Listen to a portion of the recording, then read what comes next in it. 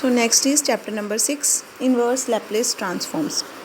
So inverse Laplace transform करने से पहले Laplace transformation वाला चैप्टर आपका बिल्कुल अच्छे से क्लियर होने चाहिए सारे कॉन्सेप्ट्स, तो ये चैप्टर आपको बहुत इजीली समझ आ जाएगा। उससे पहले बुक में इन्होंने ये एक टेबल बना के दिया हुआ है, table of important Laplace transform theorems for practical problems. So basically हमने लैपलेस ट्रांसफॉर्मेशन वाले चैप्टर में जितना कुछ भी किया है ये उसकी समरी है सारी। सबसे पहले हमने की है लीनियरिटी प्रॉपर्टी। सो इसमें ये बता रहे हैं कि अगर हमारा फंक्शन है ये तो उनकी लैपलेस ट्रांसफॉर्म क्या होगी। सो लीनियरिटी प्रॉपर्टी के अकॉर्डिंगली इसकी अगर हम लैपलेस ट्रांसफॉर्मेशन करते हैं, that is Laplace transformation of linear combination of functions is equal to linear combination of their Laplace transforms.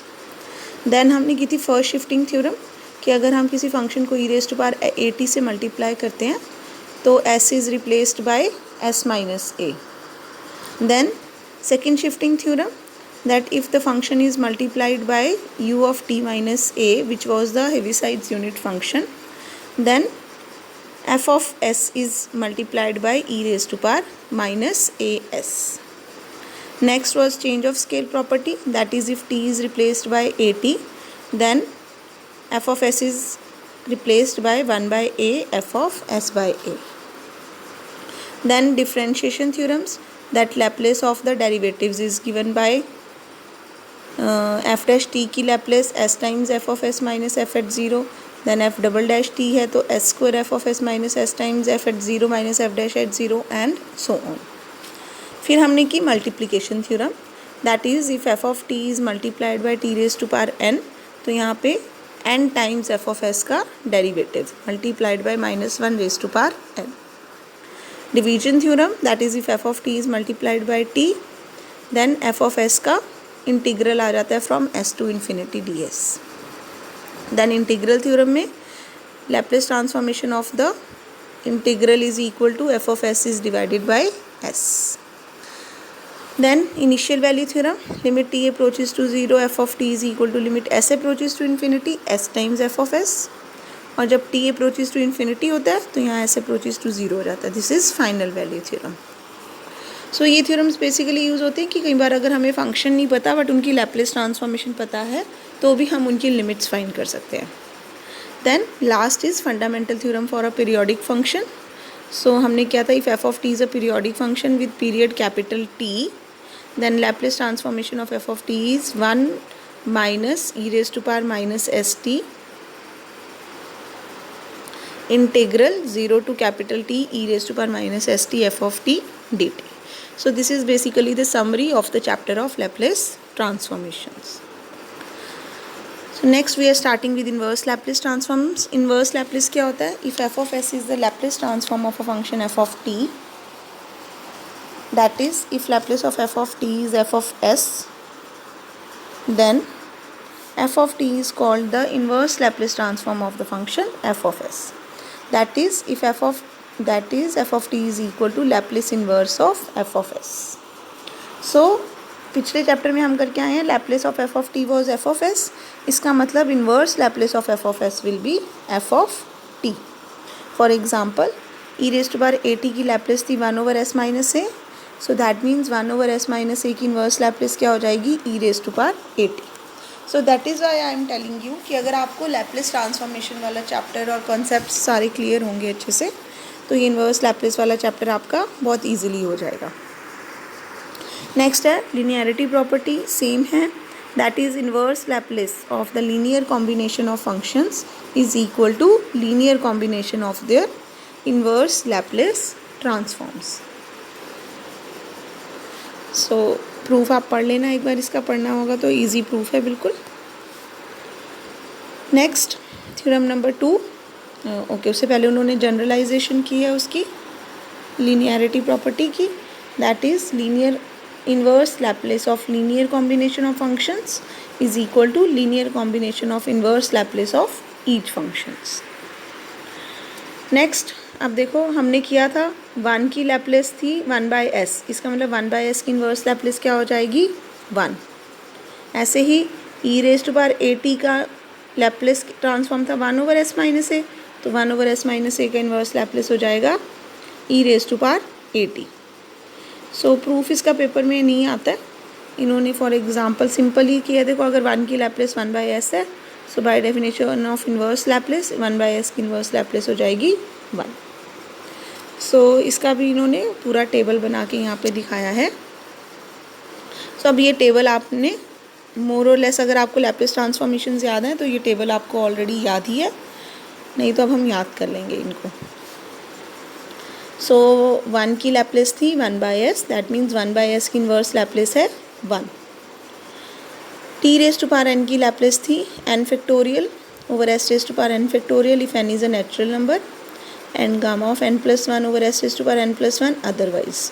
इसका मतलब 1/s raise to power n की इन्वर्स लैप्लेस क्या हो जाएगी, t raise to power n-1 over n-1 factorial if it is a natural number and t raise to power n-1 over gamma n otherwise. So यहीं से आया है ये। देखो जब यहाँ t raise to power n होता था तो यहाँ s raise to power n+1 था, तो ये n फैक्टोरियल नीचे चला गया। तो अगर हम, क्योंकि यहाँ n+1 की जगह n लिख रहे हैं, तो यहाँ n की जगह n-1 आ गया। सो रिज़ल्ट आप 2-3 बार जब इसको करोगे, यूज़ करोगे एग्जांपल्स में, तो रिजल्ट्स आपको याद हो जाएंगे। Now e raise to power at की लैप्लेस थी 1/s माइनस a, तो इसका मतलब 1/s माइनस a की इन्वर्स लैप्लेस क्या हो जाएगी, e raise to power at। Similarly sine hyperbolic at का a/s² माइनस a² था, तो अब ये जो a है ये इधर आ जाएगा। So inverse Laplace of 1/s² minus a² is 1/a sine hyperbolic at। Similarly cos hyperbolic at का s/s² माइनस a² थी लैप्लेस ट्रांसफॉर्मेशन, सो s/s² माइनस a² की इन्वर्स हो जाएगी cos hyperbolic at। And so on करके आप ये सारे results याद कर लोगे। ना J0 और at होता है हमारा बेसल्स फंक्शन। सो अभी हमने क्योंकि बेसल्स फंक्शंस वाला चैप्टर नहीं किया है, तो अभी के लिए आप इसको इग्नोर कर सकते हो। जब हम बेसल्स फंक्शंस पढ़ लेंगे तो हम उसकी लैप्लेस ट्रांसफॉर्मेशन वहीं पे डिस्कस कर लेंगे। Now let us come to the examples. Example से पहले आर्टिकल 4 है uniqueness of inverse Laplace transforms. So इसमें वो यही कह रहे हैं कि अगर हमारा F of T function sectionally continuous है एंड ऑफ एक्सपोनेंशियल ऑर्डर है, तो हमने किया था कि उसकी लैप्लेस ट्रांसफॉर्मेशन एग्जिस्ट करती है। सो अब वो बोल रहे हैं कि if the function is sectionally continuous and of exponential order then inverse Laplace transformation F of S is unique. तो लैप्लेस ट्रांसफॉर्मेशन जो होती है वो यूनिक होती है एफ ऑफ एस की। Inverse Laplace transform of F of S is unique. Now first example है find the inverse Laplace of 1/s raise to power 6। तो ये फॉर्मूला यूज़ करेंगे, क्योंकि 6 नेचुरल नंबर है तो ये रिज़ल्ट यूज़ हो जाएगा हमारा ये वाला। सो s की पावर 6 मतलब n की वैल्यू हो गई 6। So inverse Laplace will be t raise to power 5/5 factorial. देखते हैं यही किया है इन्होंने। Yes, inverse Laplace of 1/s raise to power 6 is t raise to power 5/5 factorial, that is t raise to power 5/120। Next है second part s raise to power 7/2। So अब जो 7/2 है, क्योंकि वो नेचुरल नंबर नहीं है तो नीचे वाला रिजल्ट यूज़ होगा, that is t raise to power n-1 over gamma of n। So ये बन जाएगा s रेज़ टू पावर 7/2 का t raise to power n/2 - 1 over gamma of 7/2। So ये बन गया t raise to power 5/2। So gamma of 7/2 will be equal to, हमने किया था result, gamma n is n-1 gamma of n-1। So आ जाएगा 5/2 gamma of 5/2। This is further equal to 5/2 into 5/2 की जगह आ जाएगा 3/2 इंटू गामा ऑफ 3/2।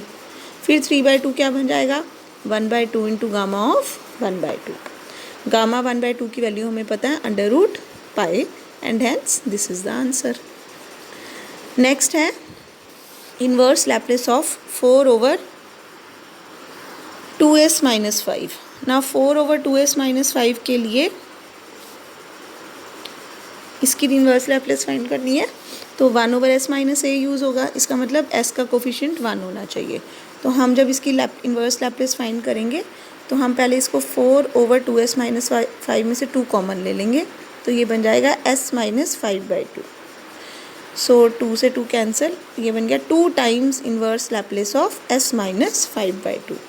तो a की वैल्यू आ गई 5/2, so answer will be 2 times e raise to power 5/2। देखते हैं आंसर यही है। Yes, answer is 2 times e raise to power 5/2। t आना था साथ में, सॉरी मैं t लिखना भूल गई थी। नेक्स्ट चलते हैं हम फोर्थ पार्ट पे, s over s square plus 25। सो ये तो clearly s over s square plus 25 ये वाला बन गया, s over s square plus a square. That means a की वैल्यू आ गई 5, सो answer will be clearly cos 5t। अब नेक्स्ट देखो 2s minus 5 over s square minus 9। अब ऐसा कुछ हमारे पास रिजल्ट नहीं है यहाँ पे जहाँ पे न्यूमरेटर में s के साथ माइनस हो। सो इस केस में हम क्या करेंगे, हम इसको अलग अलग करके लिख सकते हैं। सो मैं क्या करूँगी, 2s over s square minus 9 को अलग कर लेते हैं, minus 5 times s square minus 9 को अलग कर लेते हैं। अब एक तो ये रिजल्ट हो गया, s over s square minus a square की इन्वर्स लैप्लेस होती है कॉस हाइपरबॉलिक at। तो ये बन गया 2 times cos hyperbolic a square है 9, तो 3t माइनस 5 टाइम्स ये है 1 over s square minus 9, that is 1 over s square minus a square is 1/a, so 1/3 sine hyperbolic 3t।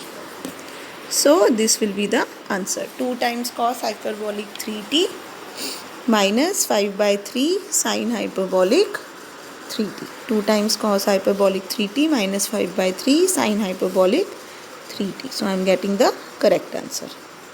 So इसके बाद देखो next, again Laplace inverse of 3s minus 16 over s square plus 16।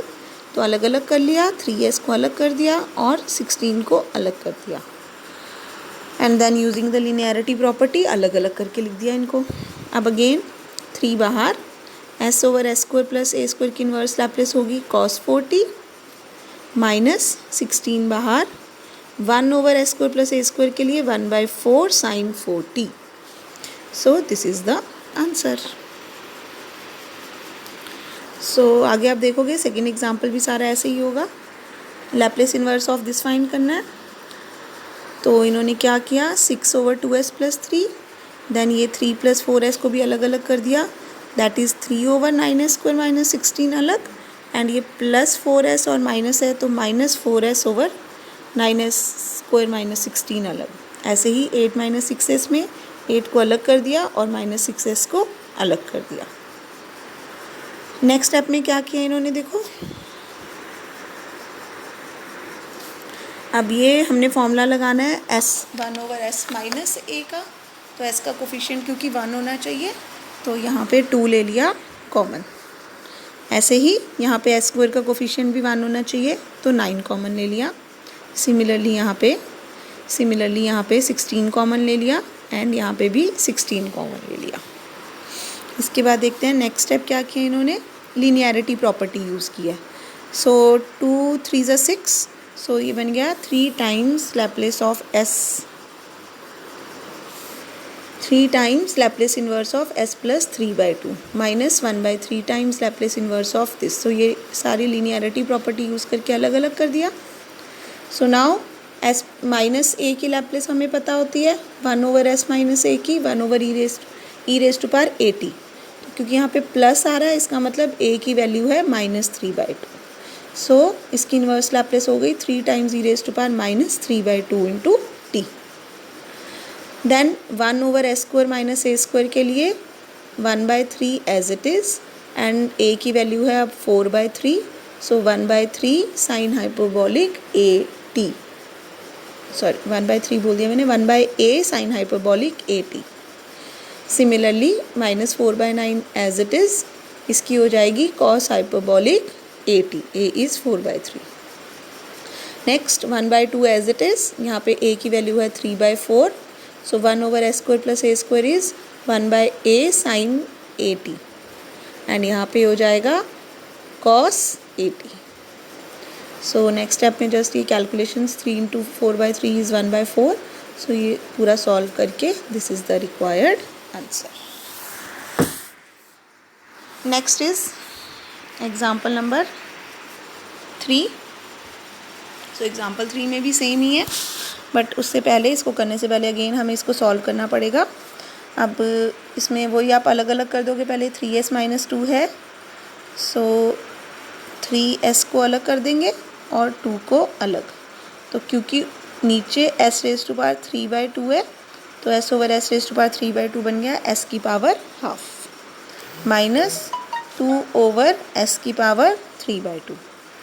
अब यहाँ पे क्या किया, a माइनस बी का whole square लगाया, a plus b minus 2ab.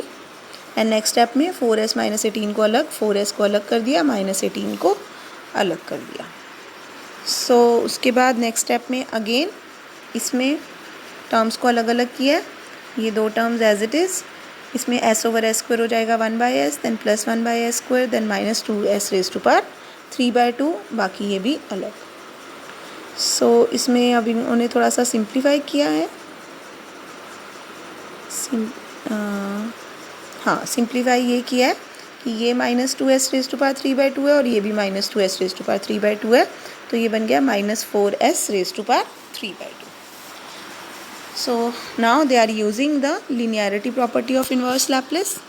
सो ये बन गया 3 times Laplace inverse s raise to power half minus 4 times Laplace inverse 1/s raise to power 3/2 plus Laplace inverse of 1/s plus Laplace inverse of 1/s square minus 4 times Laplace inverse of s over s square minus 3 square plus 18 times Laplace inverse of 1 over s square minus 3 square.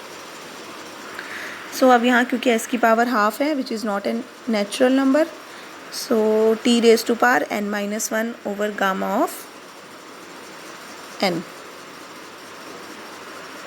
Similarly यहाँ पे t raise to power n minus 1 over gamma n. Then 1/s की inverse Laplace होती है 1/s square की t over 1 factorial, t raise to power n minus 1 over n minus 1 factorial.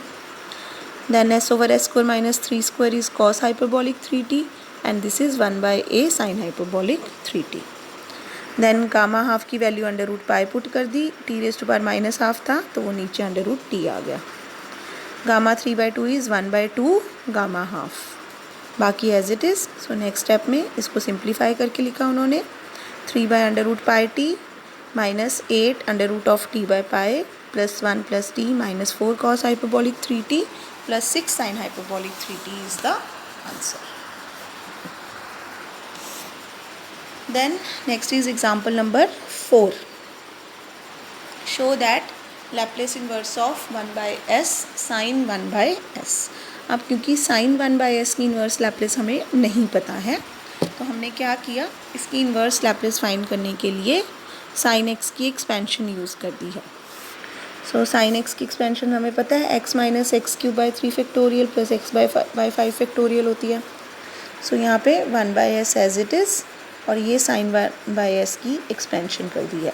That is 1/s minus 1/3 factorial 1/s की cube plus 1/5 factorial 1/s raise to power 5 and so on. Next step में ये जो 1/s हमने बाहर common लिया हुआ है इसको अंदर सारी टर्म्स के साथ मल्टीप्लाई करेंगे तो ये आ गया मेरे पास. नेक्स्ट स्टेप में they are using the linearity property of inverse Laplace. So Laplace inverse of 1/s square minus 1/3 factorial Laplace inverse of 1/s 4 plus 1/5 factorial Laplace inverse of 1/s raise to power 6 and so. Next is easy क्योंकि ये natural numbers हैं. So 1/s raise to power n की inverse Laplace होती है t raise to power n minus 1 over n minus 1 factorial. So 1/s square की होगी t/1 factorial, then s4 की होगी t³ 3 factorial, t5/5 factorial and so on. So आगे इसको solve करके this is the required answer.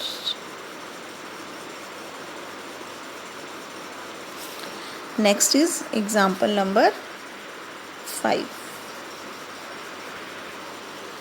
So example number 5 में they have asked you show that 0 to infinity cos tx square dx is equal to √π/2t। तो आपको लग रहा होगा कि ये कैसा क्वेश्चन आ गया है यहाँ पे। तो आप देखोगे कि जैसे कि हमने लैप्लेस ट्रांसफॉर्मेशन में देखा था कि कुछ रिजल्ट्स ऐसे होते हैं जो हमें इंटीग्रेशन फाइंड करने में हेल्प करते हैं, ऐसे ही अब इसकी भी जो इंटीग्रेशन हम फाइंड करेंगे वो इन्वर्स लैप्लेस की हेल्प से फाइंड करेंगे। आपको पता कैसे लगेगा कि इसमें इन्वर्स लैप्लेस यूज़ होना है?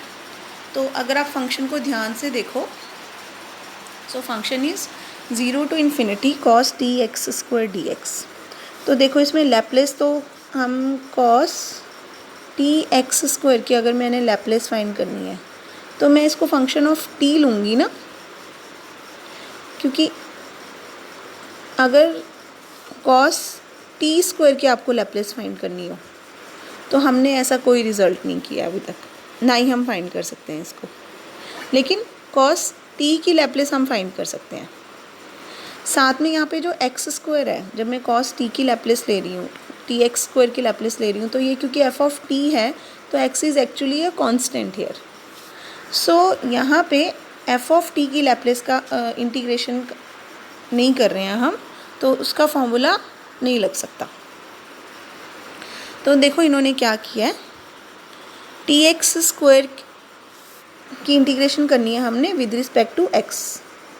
अगर इसकी इंटीग्रेशन मैंने विद रिस्पेक्ट टू t करनी होती तो मेरे पास डेफिनेटली जो मैं लैप्लेस ट्रांसफॉर्मेशन में रिजल्ट्स यूज़ करके आई हूँ उनमें से कोई रिज़ल्ट यहाँ लग जाता, लेकिन मुझे करनी है लैप्लेस फाइंड tx² की, and it is still quite possible कि ये उनमें से भी किसी मेथड से हो जाए। बट इन्वर्स लैप्लेस करके कैसे इसको किया ये देखेंगे हम। तो हमने ले लिया function let f of t, इस पूरे को हम f ऑफ t बोल रहे हैं, let f of t is equal to 0 to ∞ cos tx² dx। अब अगर मैं इसकी लैप्लेस फाइंड करती हूँ तो Laplace of f of t का फॉर्मूला लगेगा e⁻⁻ f of t dt from 0 to ∞। अब क्या किया, f ऑफ t की वैल्यू पुट कर दी which is 0 to ∞ cos tx² dx dt। तो ये हमारा बन गया, डबल इंटीग्रेशन हो गई 0 to ∞, x और t दोनों की लिमिट्स हैं, e⁻⁻ cos tx²। अब यहाँ पे ये जो dx dt होता है, इससे हमें पता लगता है कि फंक्शन पहले with respect to x integrate होगा और फिर with respect to t integrate होगा। तो जब हम डबल इंटीग्रेशन करते हैं तो आप फाइनल ईयर में इसको बहुत डिटेल में पढ़ोगे, अभी के लिए आप सिर्फ इतना याद रखो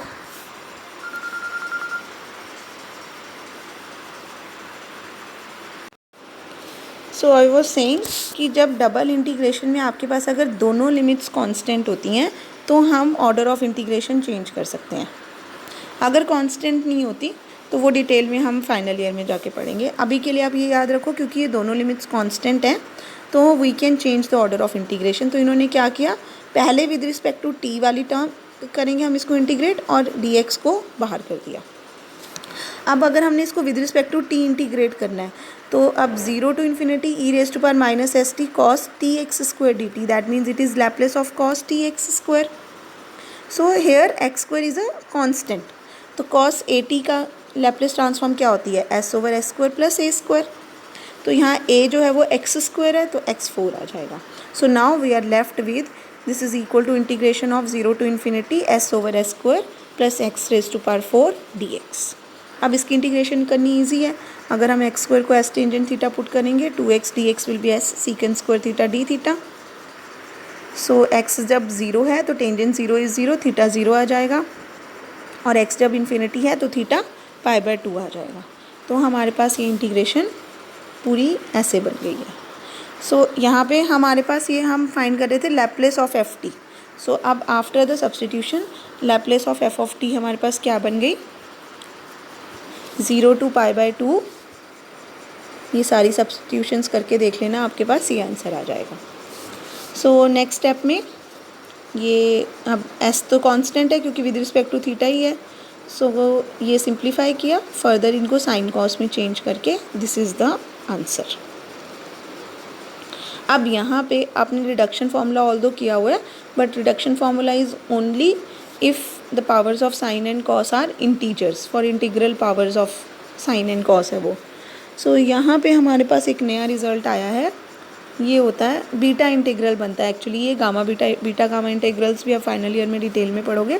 अभी के लिए आप ये रिजल्ट याद रखो, 0 to π/2 sin theta raise to power p cos theta raise to power q d theta is equal to gamma p + 1/2 into gamma of q + 1/2 divided by 2 times gamma of इन दोनों का सम p + 1/2 प्लस q + 1/2।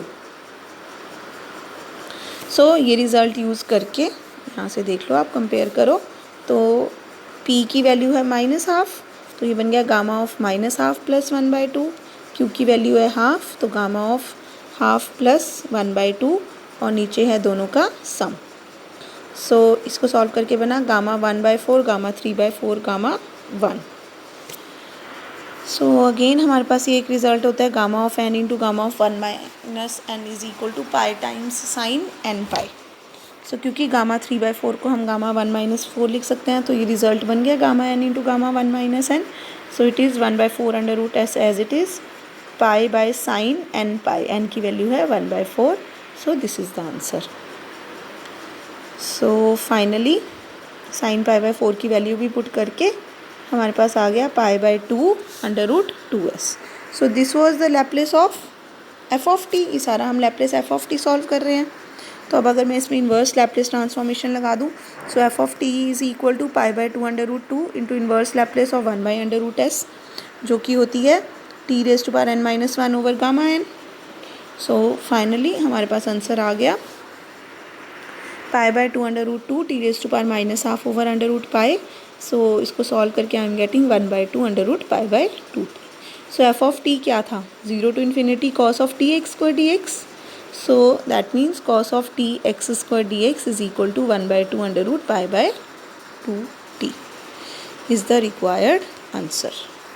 ये 3 इन्होंने गलती से लिखा है, ये 3 नहीं आएगा यहाँ पे, ये कुछ नहीं है। So I hope it is clear to you. अब अगर आप इसका जो हम कर रहे थे एग्जाम्पल नंबर 5, इसका सेकंड पार्ट देखोगे तो उसमें है integration 0 to infinity cos x square dx। तो अगर पेपर में आपको शो दैट सिर्फ सेकंड पार्ट आता है, तो आपने पहले पूरा फर्स्ट पार्ट करना है, that is let f of t आप यही लेके चलोगे, integration 0 to infinity cos t x square, क्योंकि जब तक t नहीं आएगा तब तक हम f ऑफ t नहीं बना सकते इसको। एंड देन यहाँ पे हम Laplace of cos t x square तभी यूज़ करेंगे अगर t आएगा। तो सेकंड पार्ट आया अगर, तो आपने एग्जैक्टली ऐसे ही शुरू करना है, ये सारा कुछ करके एंड में you will put t is equal to 1।